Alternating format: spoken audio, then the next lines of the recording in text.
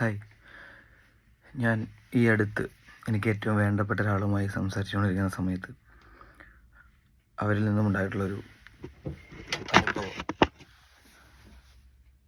ഇന്നും മനുഷ്യരെ വേർതിരിച്ച് കാണുന്ന സമ്പത്തിൻ്റെ, നിറത്തിൻ്റെ, കുലമഹിമയുടെ, തറവാടിൻ്റെയൊക്കെ പേരിൽ വേർതിരിച്ച് 1-ാം കിട, 2-ാം കിട, 3-ാം കിട, അങ്ങനെ 7-ാം കിട എന്നൊക്കെ പറയുന്ന ആളുകൾ, അല്ലെങ്കിൽ ബൂർഷ്വാകൾ, അല്ലെങ്കിൽ വെള്ളക്കാരൊരു കാലത്ത് ഇന്ത്യ ഭരിച്ചിരുന്ന സമയത്ത് എങ്ങനെയാണോ നമ്മളെ അടിമകളാക്കിയിരുന്നത്,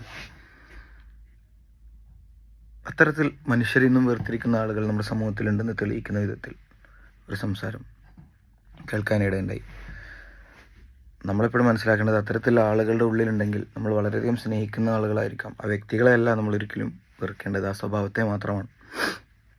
എപ്പോഴും അവർക്ക് മനുഷ്യത്വത്തിൻ്റെയും സഹോദര്യത്തിൻ്റെയും സ്നേഹത്തിൻ്റെയും പാതകൾ പറഞ്ഞു മനസ്സിലാക്കി കൊടുക്കാൻ നമുക്ക് സാധിക്കണം, തീർച്ചയായിട്ടും. കാരണം ഇന്നും അത്തരം വികൃതമായ ചിന്താഗതികളിൽ ഇരിക്കുന്ന ആളുകൾ പലപ്പോഴും പല വിശ്വാസങ്ങളുടെയും അല്ലെങ്കിൽ പല ആദർശങ്ങളുടെയും ഉന്നതിയിൽ നിൽക്കുന്ന, അല്ലെങ്കിൽ അതിനുവേണ്ടി ശബ്ദിക്കുന്ന ആളുകൾ കൂടി ആയിരിക്കും എന്നുള്ളതാണ്. അപ്പോൾ ഇന്നും വർഗീയതയുടെ നാമ്പുകൾ ഉള്ളിൽ കിടക്കുന്ന ആളുകളുണ്ട് നമ്മുടെ കൂട്ടത്തിൽ.